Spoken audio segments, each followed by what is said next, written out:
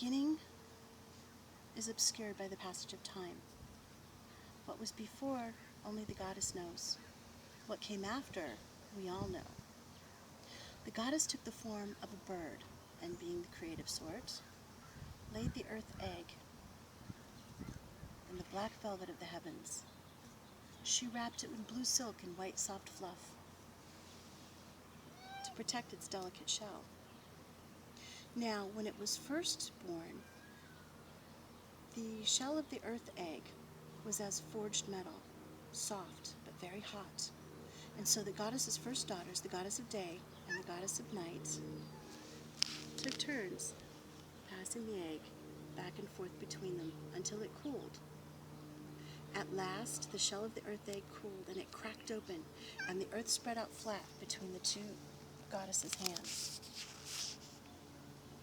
The earth was flat, but the center was still hot, and within that magma roiled the primeval forms of life, the plants and the animals. Soon, very soon, life forms began coming out of the magma. The plants came first, and vegetation spread across the earth, and then the animals followed. Now, during this time when the earth was flat, the earth was very young, and the animals were also very young. The great cats were as kittens. And as kittens do, they began to play with each other, chasing each other back and forth. And at first the goddess of day and the goddess of night looked on amused and delighted with their games and their antics. But soon, their delight and their amusement turned to concern and then worry. And they begged the kittens to stop, for their game had marked the earth. Their paws and their pouncing had created deep gouges and scrapes in the land, and these became the valleys. And with their paws, they dug up great mounds of earth, and these became the mountains. Well, they chased each other about so much that they set the earth to spinning and spinning and spinning until it was no longer flat, but it was a great round ball suspended in the heavens. And the goddess of day, when it was her turn, begged and pleaded with the kittens to stop. And she cried sweet tears, which filled the gouges left by the lion's claws, and these became the rivers and the lakes and the streams. And when the earth rotated around, it was the goddess of night's turn, she too begged the kittens to stop. And she wept salty tears, which filled the holes left by the snow leopard's paws, and these became the oceans.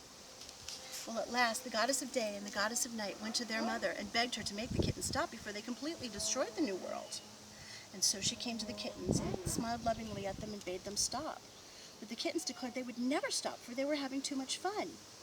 And so the great mother took the lion and took the snow leopard and put them up into the heavens, where they could do no more damage to the earth. And there they remain to this day, still playing their game of chasing each other around and around and around. But after that, there was one life form still left within the great divine yoke, and that was humans.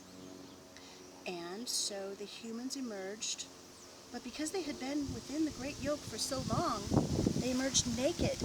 They had no claws and no fangs to defend themselves. But they did have a mind that had developed a little bit more than their furred, scaled, feathered, and winged brethren. And so they could outthink their predators. And at first, when they first emerged from the yolk of the earth egg, humans were mothers and their children, and they loved each other, and they loved the earth, and they respected her, and they respected their brothers and sisters that had fur and scales and fins and claws and teeth. But then one day, somehow, and to this day no one really knows how it happened, human killed human. And the blood that was spilt upon the earth caused war to rise up. And war danced, and war banged a spear in the earth, and from that hole arose death. And more war spread. And the demon war went through the earth, fomenting dissent between humans, until humans began to love war more than they loved each other, more than they loved their fellow brothers and sisters of the earth, more than they loved the earth itself. They stopped tending their flocks. They They stopped tending their crops. Children were going hungry and dying. And so, very sadly, the Great Mother took the earth and swallowed it back into her belly.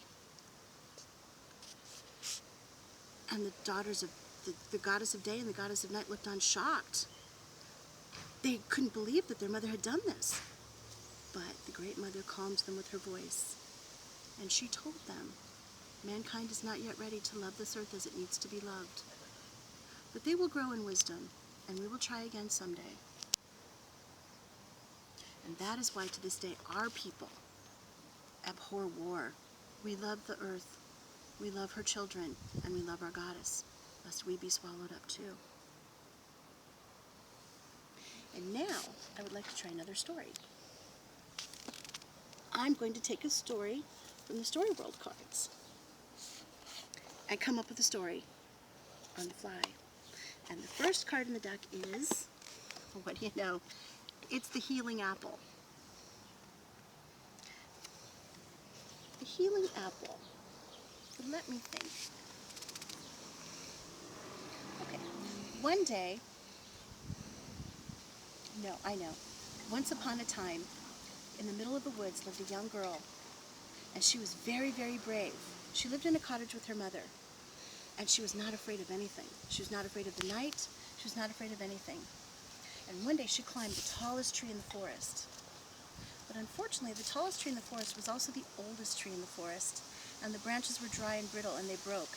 And she fell and hit her head on the ground and fell into a deep sleep from which no one could awaken her. And so her mother went to the wise woman of the forest and asked her, what can I do? How can I save my daughter? The wise woman told her there was only one thing that can save your daughter, and that is the healing apple of the world. You must travel to the end of this forest, and you must pluck it from the tree, but be warned, it is guarded by a great fierce golden dragon who will not let you take the apple. It's best just to say goodbye to your daughter and move on. Well, the woman wasn't going to have any of that. So she took her shawl and she took a basket full of food for her journey, kissed her daughter on the forehead, and made her way through the forest until she came to the end, and there she saw the tree with the great healing apple of the world growing. The apple glowed. It glowed brightly, but she also saw the great golden dragon. Smoke curled from its nostrils. Its wings were folded against its back as it slept underneath the tree. At first the old woman thought that she could sneak up and just pluck the apple. But the dragon awoke as soon as she got close and roared, and smoke and flame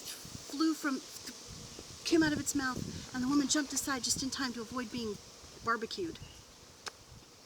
She decided she'd ask the dragon if she could have the apple to save her daughter.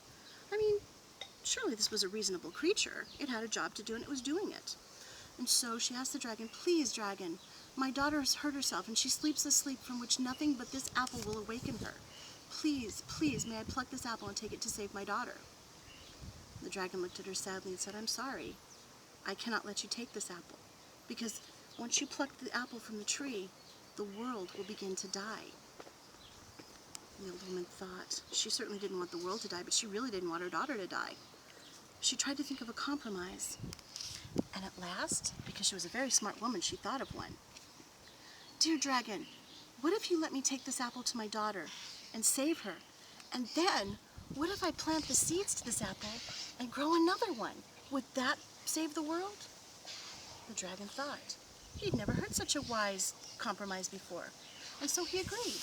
And the woman plucked the apple and raced home as fast as she could, for as soon as she plucked it, the apple started dimming in its glow, and all around her trees began to wither and dry, and lakes dried up, and the animals stopped giving birth, and soon no food would grow. And she raced home as fast as she could, and she cut open that apple, and inside was the magic star of seeds, and she put the apple to her daughter's lips, and as soon as her daughter tasted the juice of the apple, her eyes fluttered open, and she was well and whole again. And so together, mother and daughter planted the seeds of that apple, and immediately a new tree of life sprang up, and the dragon landed in front of it, his great wings outspread, and he nodded. and the trees began to flower and bloom again, and the crops began to grow again, and the animals began to bring forth life again, and the world was saved. Thank you.